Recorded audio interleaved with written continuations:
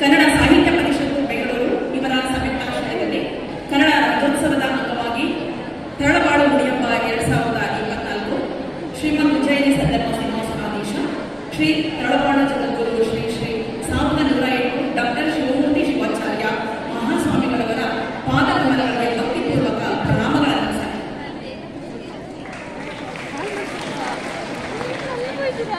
ಚಿರಕಾಲ ಬೆಳಗಲಿ ಕನ್ನಡದ ದೀಪ ಜನಕ್ಕೆಲ್ಲ ಬೆಳಕಾಗಿ ಪುಣ್ಯ ಪ್ರದೀಪ ಭಾರತಕ್ಕೆ ಫಲವಾಗಿ ಭವ್ಯ ದೀಪ ಕಳೆಯುತ್ತ ತಾಪ ಬೆಳೆಸುತ್ತ ಸೈಪ ಒತ್ತಿತೋ ಕನ್ನಡದ ದೀಪ ಎಂಬ ಸಿದ್ದಯ್ಯ ಪುರಾಣಿಕರ ಗೀತೆಯನ್ನು ಸ್ಮರಿಸುತ್ತಾ ಈ ಸಂದರ್ಭದಲ್ಲಿ ಇಡೀ ರಾಜ್ಯದ ಜನರು ಒಗ್ಗೂಡಿ ಕನ್ನಡಾಂಬೆಗೆ ಜೈಕಾರ ಹಾಕುವ ಈ ಹೊತ್ತಿನಲ್ಲಿ ಕನ್ನಡ ಕರ್ನಾಟಕ ಬರೀ ನಾಡಲ್ಲ, ನಮ್ಮ ಸಂಸ್ಕೃತಿಯ ಧಾತು, ಕನ್ನಡ ಕೇವಲ ನುಡಿಯಲ್ಲ, ನಮ್ಮ ಅಂತರಂಗದ ಮಾತು ಎಂಬ ಮಾತಿಗೆ ಸಾಕ್ಷೀಭೂತವಾದ ಈ ಕಾರ್ಯಕ್ರಮಕ್ಕೆ ಶ್ರೀ ತರಳಬಾಳು ಜಗದ್ಗುರು ಬೃಹನ್ಮಠ ಶ್ರೀಗೆರೆ ಹಾಗೂ ಕನ್ನಡ ಸಾಹಿತ್ಯ ಪರಿಷತ್ ಬೆಂಗಳೂರು ಇವರ ಸಂಯುಕ್ತಾಶ್ರಯದಲ್ಲಿ ಕನ್ನಡ ರಾಜ್ಯೋತ್ಸವ ಅಂಗವಾಗಿ ತರಳಬಾಳು ಮುಡಿಹಬ್ಬ 2024 ಉದ್ಘಾಟನಾ ಸಮಾರಂಭದ ದಿವ್ಯ ಸಾನ್ನಿಧ್ಯ ವಹಿಸಿರುವ ಶ್ರೀಮದ್ ಉಜ್ಜಯಿನಿ ಸಂದರ್ಭ ಸಿಂಹಾಸನಾಧೀಶ ಶ್ರೀ ತರಳಬಾಳು ಜಗದ್ಗುರು ಶ್ರೀ 1108 ಡಾಕ್ಟರ್ ಶಿವಮೂರ್ತಿ ಶಿವಾಚಾರ್ಯ ಮಹಾಸ್ವಾಮಿಗಳವರಿಗೆ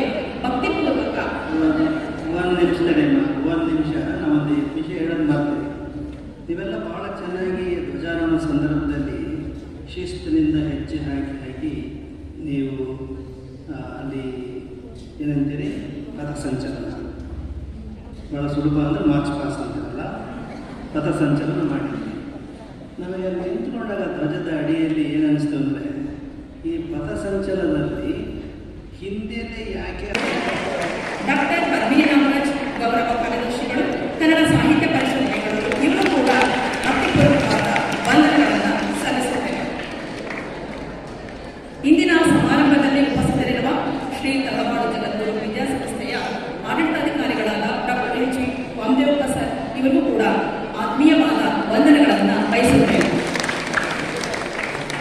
ಅದೇ ರೀತಿ ಈ ಒಂದು ಕಾರ್ಯಕ್ರಮದಲ್ಲಿ ಉಪಸ್ಥಿತರಿರುವ ನಮ್ಮ ಶ್ರೀ ಸಂಸ್ಥೆಯ ವಿಶೇಷಾಧಿಕಾರಿಗಳಾದ ಶರಣ ವೀರಣ್ಣ ಎಸ್ ಜತ್ತಿ ಇವರು ಕೂಡ ಅಭೂತಪೂರ್ವವಾದ ವಂದನೆಗಳನ್ನು ಅರ್ಪಿಸುತ್ತೇವೆ.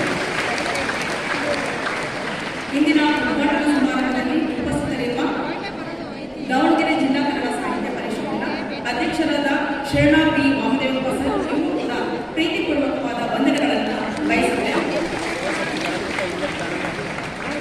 ಶರಣ ಎನ್.ಜಿ. ರಂಗಸ್ವಾಮಿ ಲೇಖಕರು, ಅನುವಾದರು, ವಿಶ್ರಾಂತ ಆಚಾರ್ಯರು, ಹಿರಿಯೂರು ಇವರು ಕೂಡ ಅಭಿಮಾನಯುಕ್ತವಾದ ವಂದನೆಗಳನ್ನು ಸಲ್ಲಿಸುತ್ತೇನೆ. ತರಳಬಾಳು ಮುಡಿಹಬ್ಬ 2024 ಈ ಒಂದು ಉದ್ಘಾಟನಾ ಕಾರ್ಯಕ್ರಮದಲ್ಲಿ ಹಾಜರಿರುವ ಸಹೃದಯ ಸಾಹಿತ್ಯ ಆಸಕ್ತರಿಗೆ, ಎಲ್ಲ ಶಿಕ್ಷಕ ವರ್ಗಗಳಿಗೆ, ಸುದ್ದಿ ಮಾಧ್ಯಮ ಮಿತ್ರರಿಗೆ, ಸ್ಥಳೀಯ ಶಾಲಾ ಕಾಲೇಜಿನ ನೌಕರ ವೃಂದದವರಿಗೂ ಅಭೂತಪೂರ್ವವಾದ ವಂದನೆಗಳನ್ನು ಬಯಸುತ್ತೇನೆ.